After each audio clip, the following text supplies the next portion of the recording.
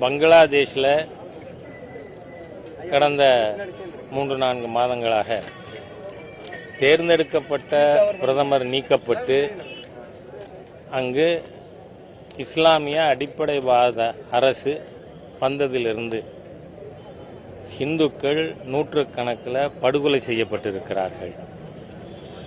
அதே மாதிரியாக காளி கோவில், இஸ்கான் கோவில் ஆகியவை கொளுத்தப்பட்டிருக்கிறது.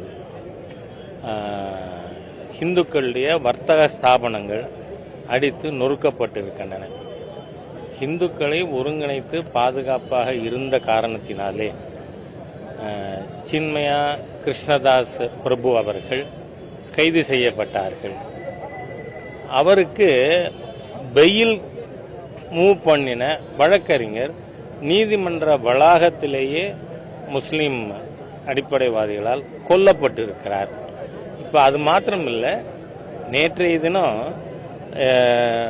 முஸ்லீம் வழக்கறிஞர்கள் எல்லாம் ஒன்றா கூடி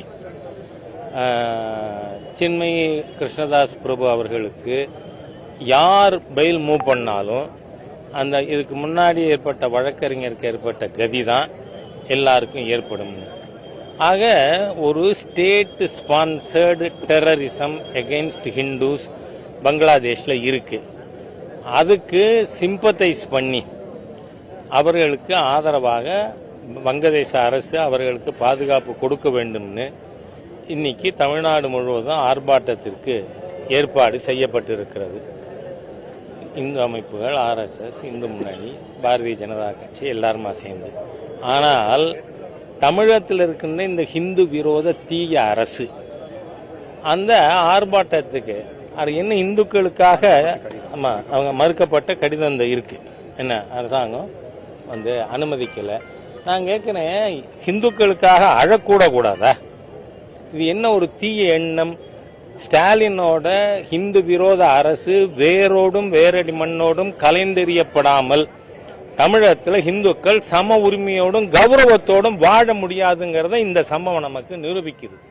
ஆகவே இதுக்கு என்ன ஒரே வழி? 26 தான். 26 தேர்தலில் இந்த தீய ஹிந்து விரோத அரசாங்கம் வராமல் ஒரு ஹிந்துவும் பார்த்துக்கணும்.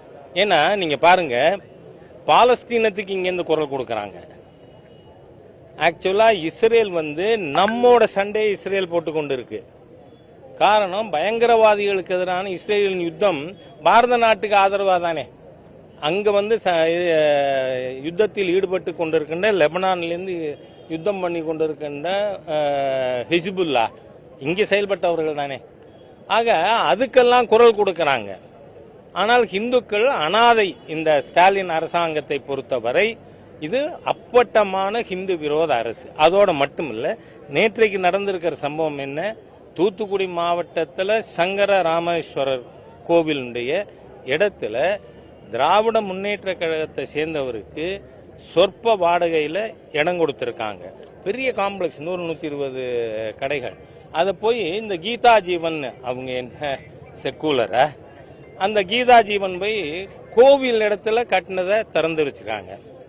ஆனால் யாத்திரிகர்களுக்கு, பக்தர்களுக்கு தேவையான வசதிகள் செய்ய மாத்திரம் கோவில் நிலத்தில் கட்டடங்கள் கட்டணும்னு ஏற்கனவே 7 ஜூலை 2021 சுவோமோட்டோ கேஸில் தீர்ப்பு இருக்கு.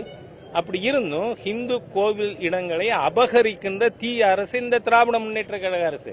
இதுக்கு அவர் பேர் என்ன, சேகர் பாபுவோ அல்லோலியா பாபுவோ, ஏன்னா அவர் உற்சாகம் அல்லோலியா பேசுறாரு, அதனால சொல்றேன்னா அவரோ பதில் சொல்ல முடியுமா? ஆகவே இந்த ஹிந்து விரோதிகள், கோவில்களை லூட்டு பண்ணக்கூடிய லூட்டர்ஸ், தே ஷுட் பி ரிமூவ்ட்.